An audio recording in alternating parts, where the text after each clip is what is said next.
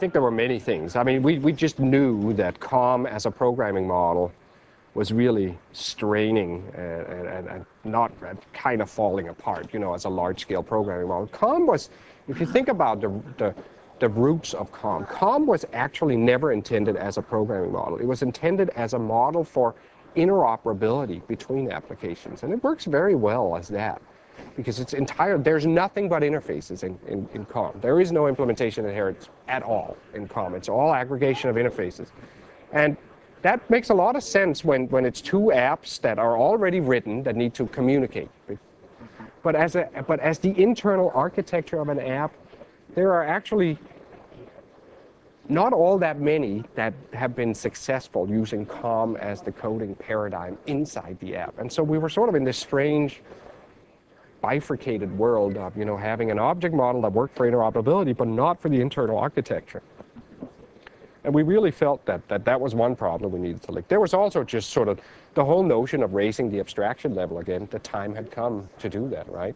Why not put into the system all of these silly housekeeping tricks, or plumbing housekeeping that you have to do with, like, deallocating memory, and why not provide type safety and whatever? Sure, there's a tax to these things. Maybe your app runs maybe, say, 10, 20% slower, but boy, Moore's Law takes care of that in less than 6 months, right?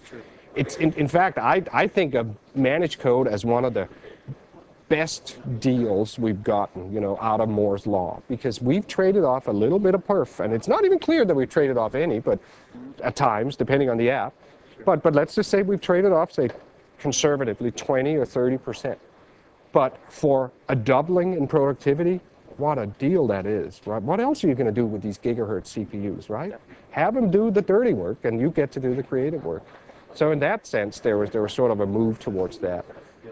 I think as it typically is, you know, in-house, there was sort of the revolution versus evolution, right? There was a camp of people that felt we should just evolve COM, introduce a class concept and fix the problems and fix the, you know, issues with registration and GUID and ACE results, and try to just make it a little bit better.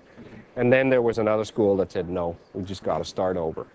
We got to reap the benefits of this notion of managed code, and the only way we can do that is by building from scratch. Of course, we got to focus deeply on interop, which we did, and that camp ultimately won out, and I'm happy we did, because we built for the future instead of building, you know, an evolution of the past. And, yeah.